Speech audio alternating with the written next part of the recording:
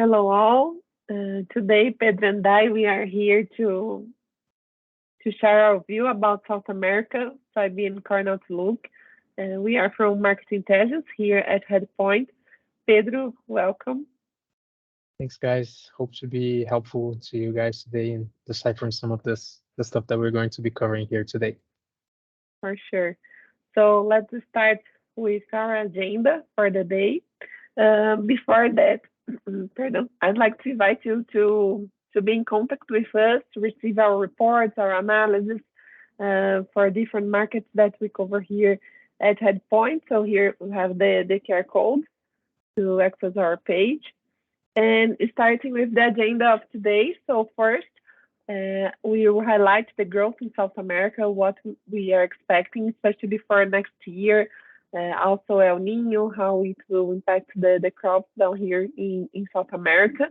Then we'll go a little bit in detail regarding Brazilian infrastructure, overview coming from storage capacity, roads and export terminals. Also discuss and compare to conclude all this, how much can the South America export be available to export in the next cycle when you talk about the soybean complex and corn. So starting with the growth in the South America, first of all, it's important to highlight the importance of Brazil in this scenario. Here in Brazil, we have the ability to produce two crops in the same year. So while we are harvesting the soybean crop, we are planting the winter corn. So this gives us advantage when you talk about crop production. Those two crops, they do not compete per acreage, per hectare, because they are in the same area. Of course, when you talk about summer corn, it will compete with soybean, but it's less and more concentrated in the south of Brazil, close to meat production. So mainly talk about the big crop of corn, we're talking about winter corn and soybean. Let me use these that might help us to navigating these slides. So put in perspective the soybean production for South America and then corn production is important for us to keep in mind the pace that we have been growing in these two commodities. So seeing together Argentina, Brazil, Paraguay, and Uruguay, we came from less than 100 million metric tons of soybean 10 years ago to more than 200 for next cycle. So it's a huge increase, especially coming from area and, of course, from yield as well.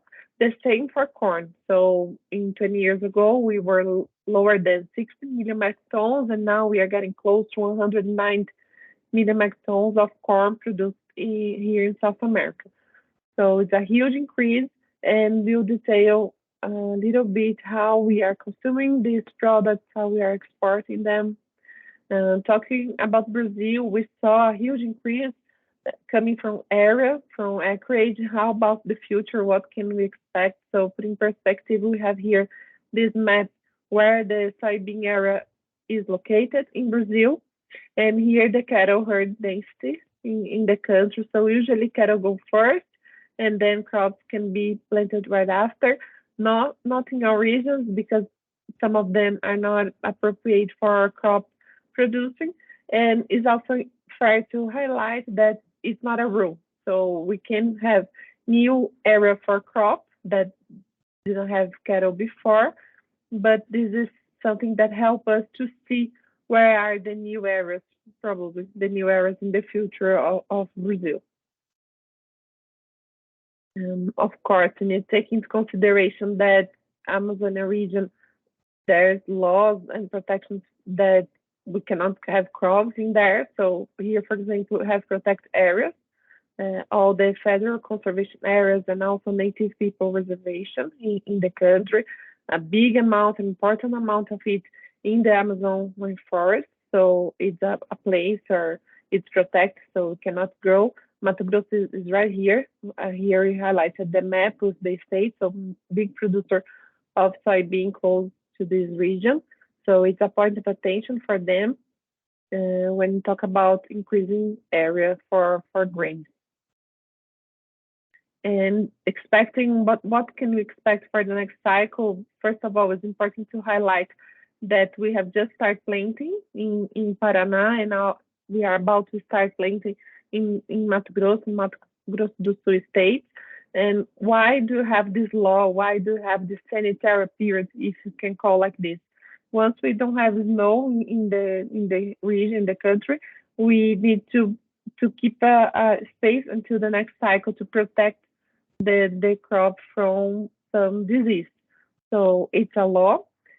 Each year they set a specific day for a crop to start, usually close to these days that we are highlighting here.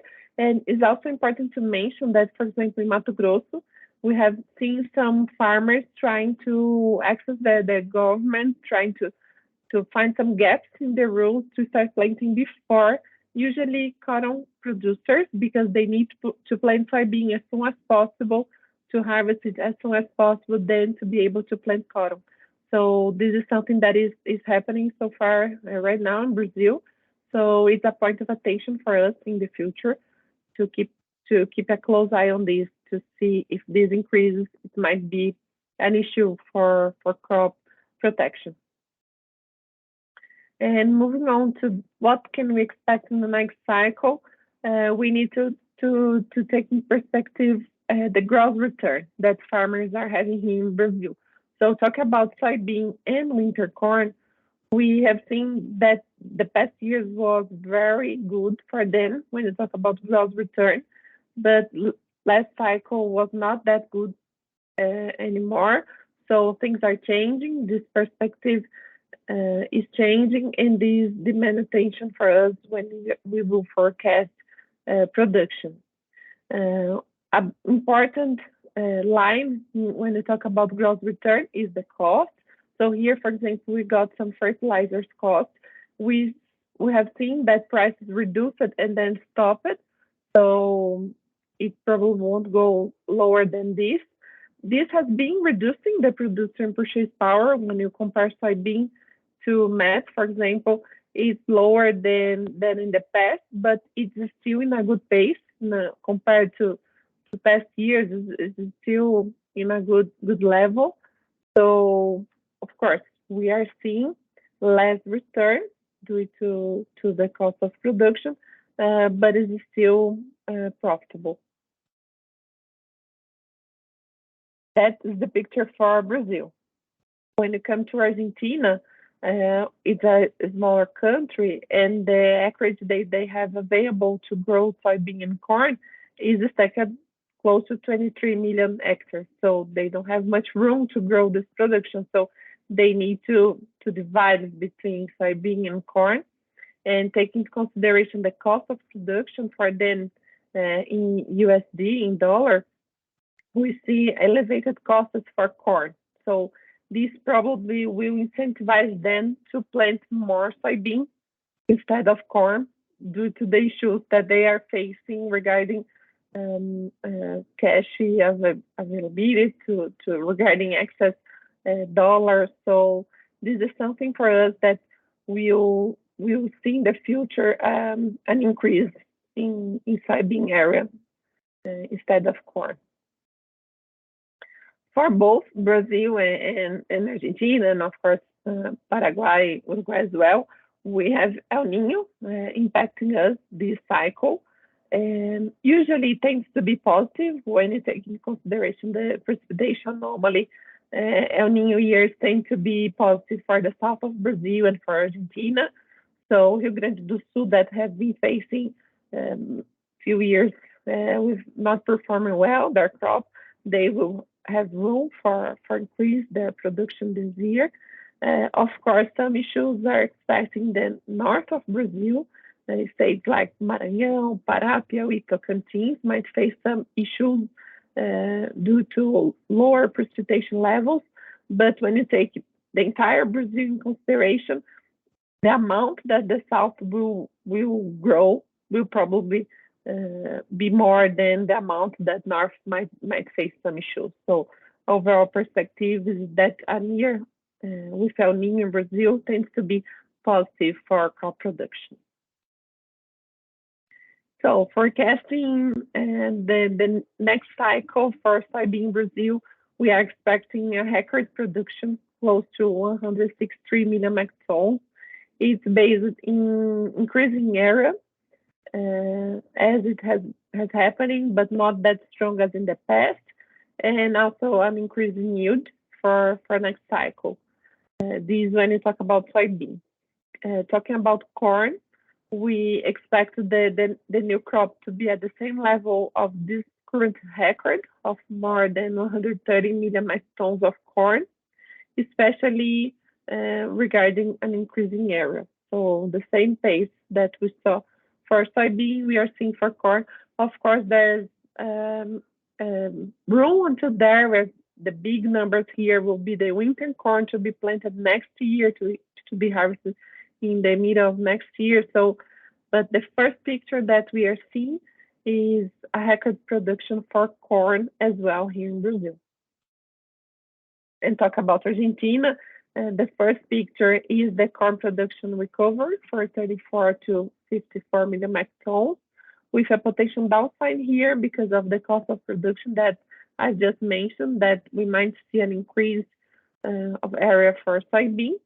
And the overall production for soybean, we're expecting then coming from the 25 million metric tons to something close to 48 million metric tons of soybean, with some potential upside to be seen in the cycle for them.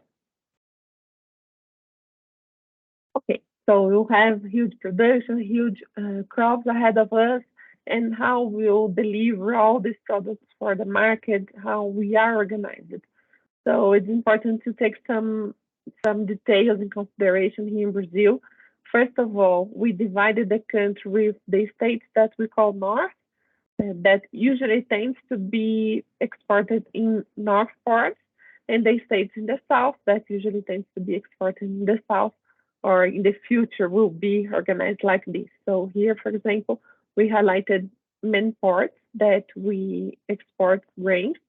So Rio Grande do Sul, here in the south of Brazil, also Paranaguá, Santos, and ports here in the north, that is the new facilities that we are improving in the past years, and there's a huge potential for us to continue growing our capacity here.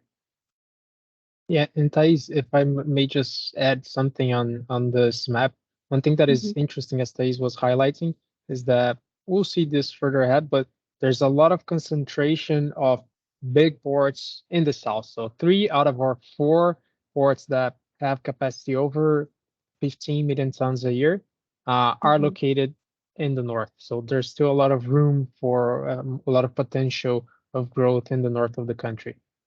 Yeah, good point, Pedro. For sure, you see here, Santos is 45 million metric tons per year. Paranaguá talk about 25, about 18, while in the north is still small compared to the south. And these we can expand a little bit when you take into consideration the roads of the, here we have federal roads. They are concentrated more in the south and southern of Brazil, and putting together the state roads, we see this concentration. And so north is not there's not enough roads in that sense. Also, we need to take into consideration railways. So it's just few compared to the size of the country. And waterways is this new road that we are talking about, exporting the north ports, that will be advantage for Brazil in coming years. This is the Amazon region, as we are talking before, highlighting. So Mato Grosso is right here in the middle. So is a topic for us to keep in mind. Also, we highlighted the federal conservation areas once again, and the native people reservation. So we have some issues in these topics. For example, some farmers that once it's identified that is a native people, they need to leave their farms, and some risks that we have seen in these topic. So there are some politicians discussions, some laws trying to be set up, but it's still an issue for the country, and this brings uncertainty for production in this region. Putting together the main roads for crops. So we put together roads, waterways, railways, and ports. We see it more concentrated in the south of Brazil. So it usually tends to be exported here. And Pedro will explain us the amount and how they are organized when we talk about north and south of Brazil. So Pedro, it's with you.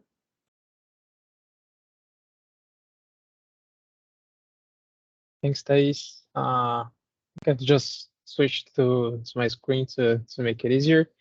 So yeah, guys, as Thais was mentioning, we have this divide between the north of Brazil and the south of Brazil, and there's this like sort of famous parallel, the 16th parallel to the south of the equator, and it's sort of where we have this divide between what we are calling here north and south, although these are not the official region names. But mostly southern Mato Grosso, southern Goiás, which are these regions, tend to export through the south because, as Thais was mentioning, logistics are better. There are ports with higher capacity in the south of Brazil. So even though for some regions in the middle of these states, which would be sort of where they would break even between going to the northern ports or flowing these products down south. These are still incentivized to go to the south because of capacity, because of all these things that we were commenting, better grid density, uh, all these factors that still push this product to flow down south. But as improvements happen in the northern ports and in roads, perhaps even railways, these infrastructure projects happen, there's still room for growth and room for this product that is currently right at the break even to start flowing to the north instead of the south. And one thing that exemplifies this really nicely is how much production in the northern states has grown and how much exports have grown in the northern versus the southern states. So southern states have grown in the last 12 years around 20 million tons, but exports have grown almost double that, almost 40 million tons. Yeah. And meanwhile, production in the north has grown 100 million tons. So this is corn and soybeans combined, and exports have grown at only 43. So this signals to us that there's still a lot of product that could be going north if logistics were better, and that currently isn't. And one thing that we have to keep in mind, especially because we are recording this to a US audience, and this we were even talking at Thais and I. This is not a message that is as fun to give, but it's something that as risk managers we have to say. Logistics in Brazil are much better than they were 10, 12 years ago. And if we take a look at it, this is the logistical cost, so not including soybeans here, but this is only logistical costs. Transportation to the port, from the port to the maritime freight, and the cost to take soybeans out of the heart of the producing region in Brazil and the heart of the producing region in the US. So this is Iowa and this is Mato Grosso. And 12 years ago, there was a $90 per ton difference in this cost. So it costed a lot more to take soybeans out of the interior of Brazil than it costed to take soybeans out of the interior of the US. And this is not the case anymore. Back then, this is value that the US farmer could charge on top of its beans just because the logistics were better. And this value is not there anymore. So currently, the production, the huge production that Brazil the record high productions that Brazil is having year after year have a lot more weight and can drag U.S. prices down a lot more because the logistics are better. So this is something that we have to take in mind.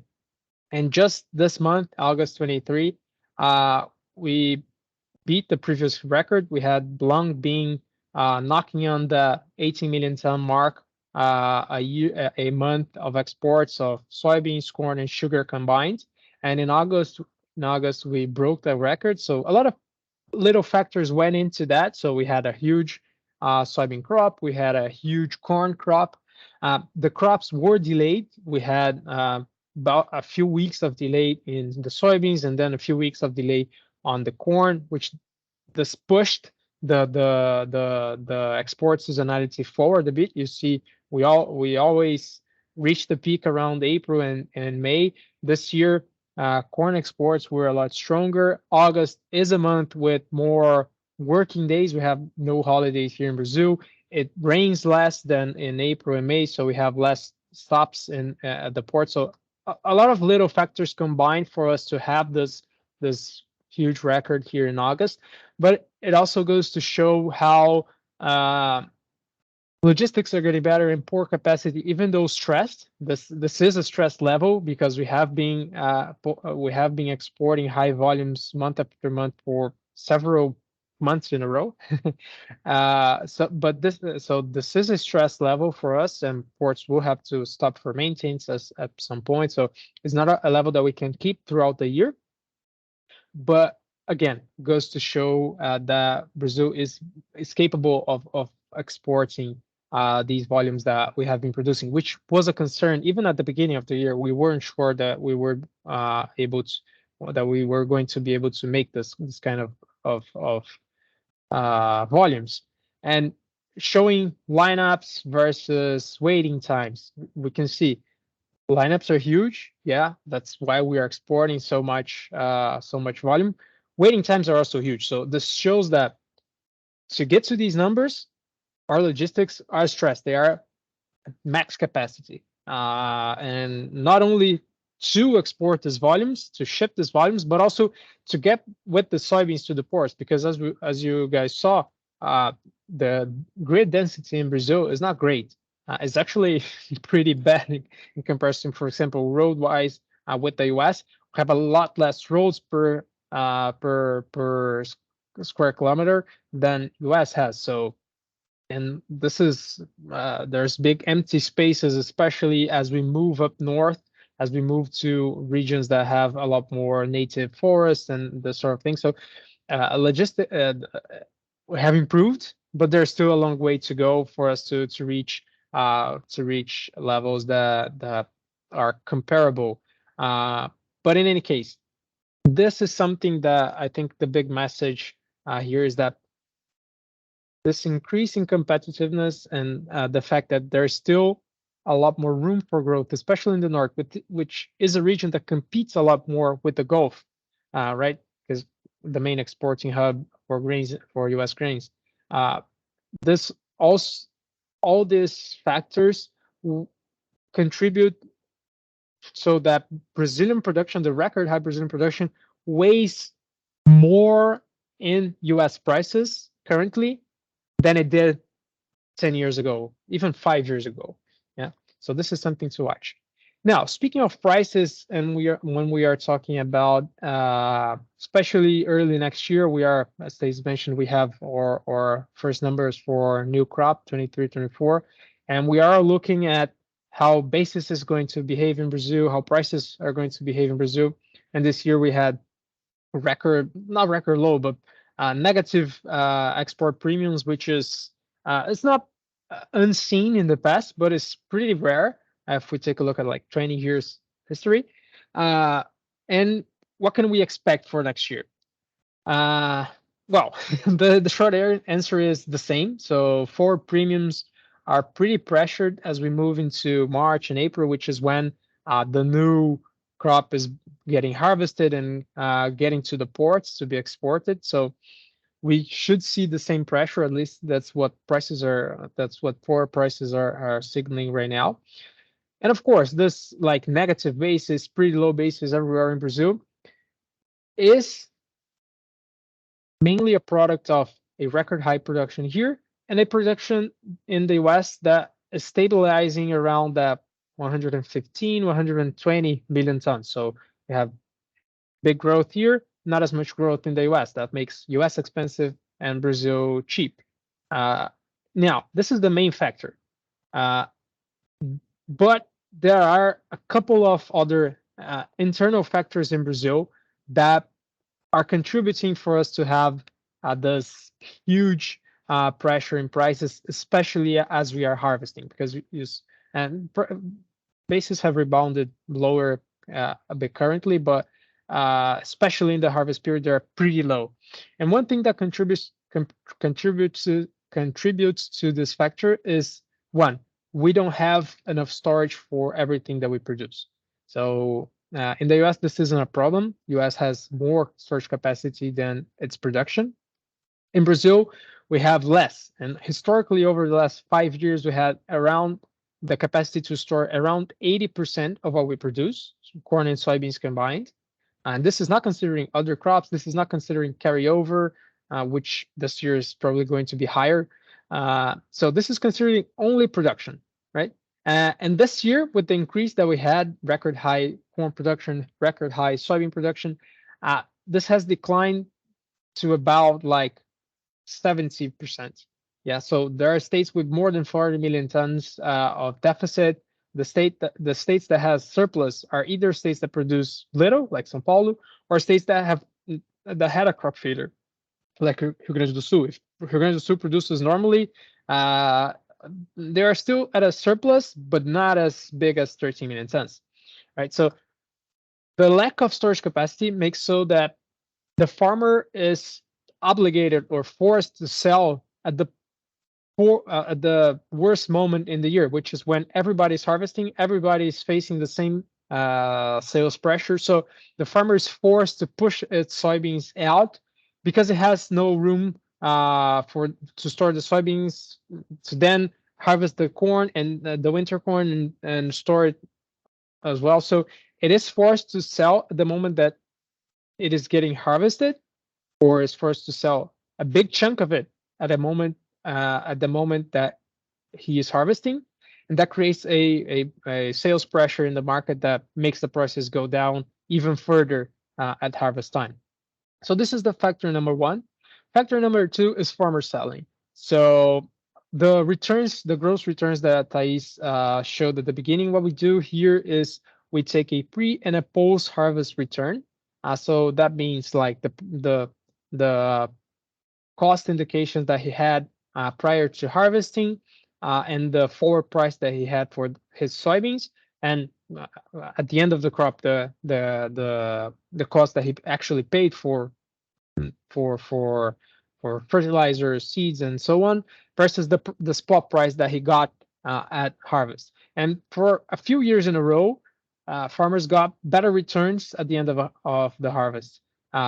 One year was because the crop in the US was not so good. The other was because Brazil had a crop failure, so prices skyrocketed. Chinese purchases, all kinds of factors, but that ingrained in the farmer the thought that waiting is always good. And this year the strategy already did not work, but it wasn't enough apparently to change their behavior. So they are selling the bare minimum. So around 30 to 40% is what they usually sell ahead of the harvest, to pay for the fertilizers and all or at least a big chunk of the cost that he has. And then the rest he sells after harvest, when he has a lot more information about how about the supply side of the balance. Because of these years, he's selling very little, the bare minimum before of the harvest, and that only increases the sales pressure at harvest time. Because if nothing happens, if the crop is good, we have a lot of beans, there's a lot more soybeans to be fixed after harvest. So the sales pressure in March and April is a lot higher or a lot greater than it would otherwise be. Yeah?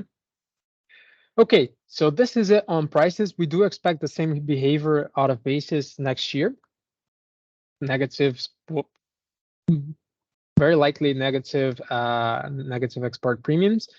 And negative export premiums means that Brazil is competitive versus other origins, namely the US, which is where soybeans are priced at the reference price CBOT, right?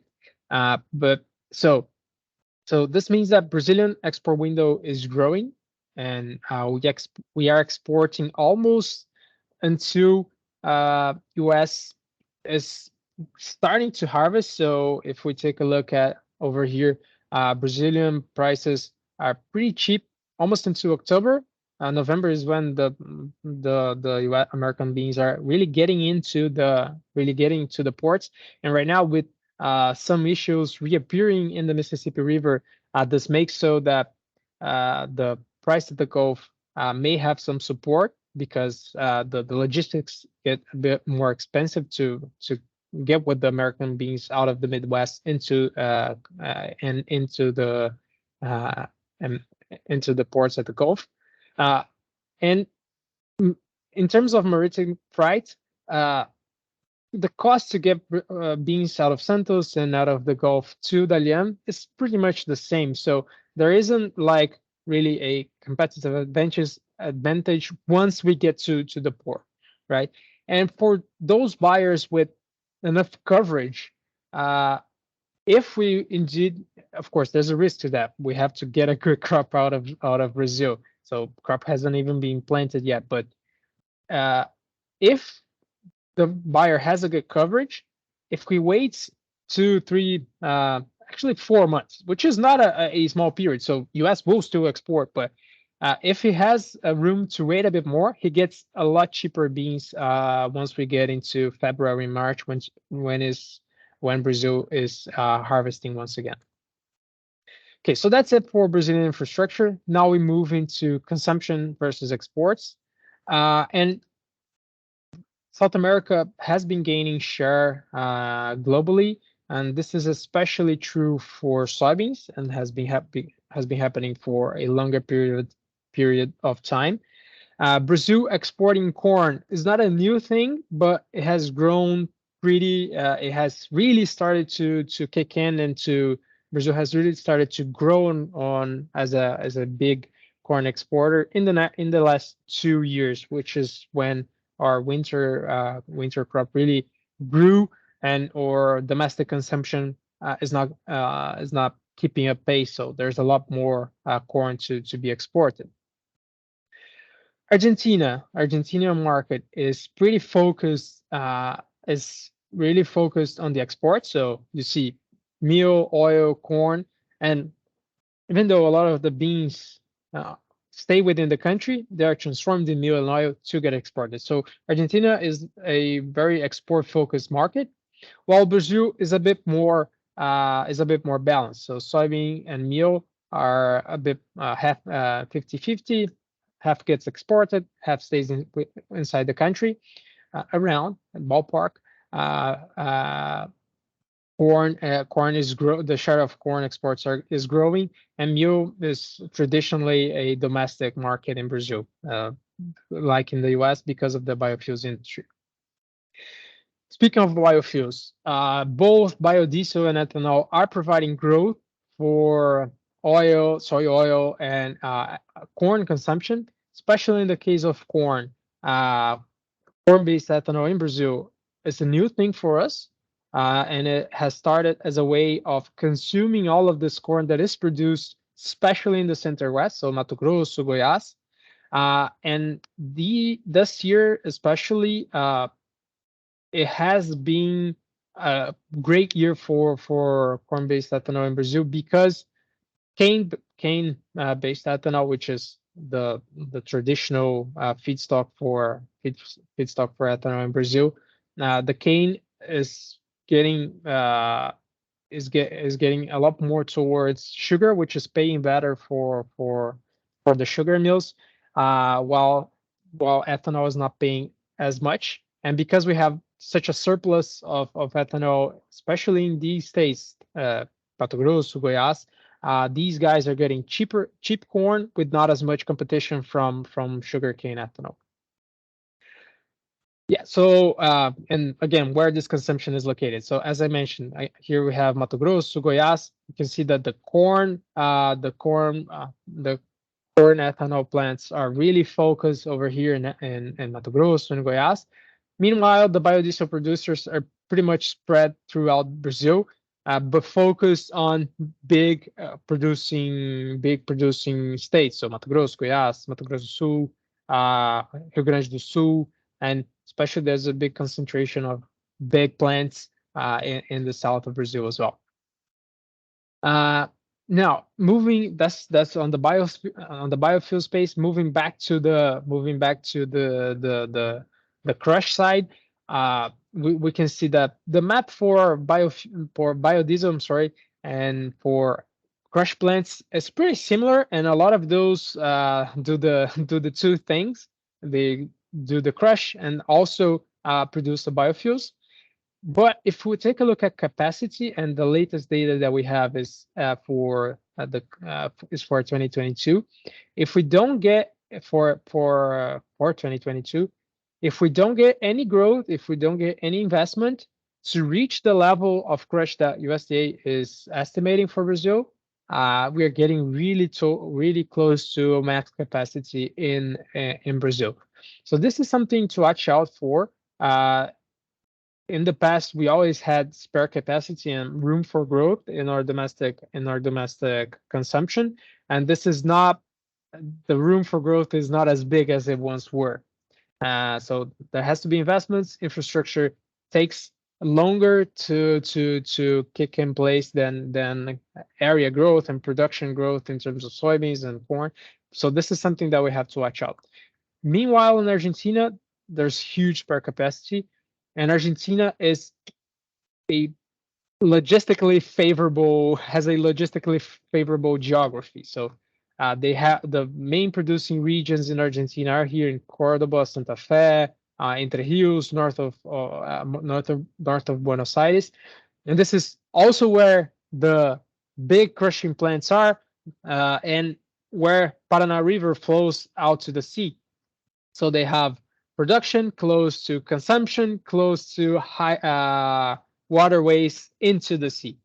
So this is very favorable for logistics.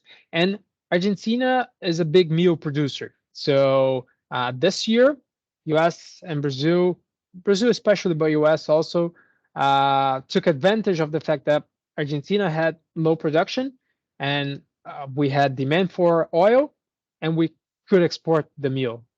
Yeah. Next year, with El Nino, as Thais mentioned, likely to favor soybean production in Argentina.